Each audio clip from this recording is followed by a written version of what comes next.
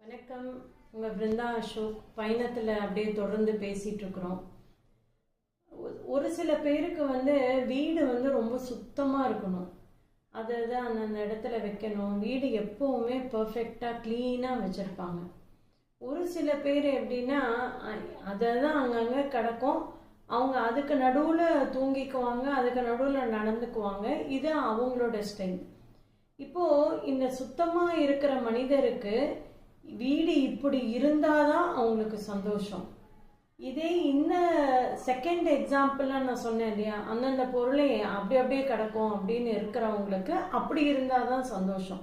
நீங்கள் அவங்கள கேட்டு பார்த்தீங்க அப்படின்னா, இது என்ன மியூசியமா, எல்லாம் அந்தந்த இடத்துல இருக்கணும்னு, இப்படியும் இருந்தால் நல்லா தானே இருக்குது அப்படின்னு. விஷயம் ஒன்று தாங்க, ஆனால் சந்தோஷம் மாறுபடுது இல்லையா? அப்போ சந்தோஷம் எதில் இருக்குது?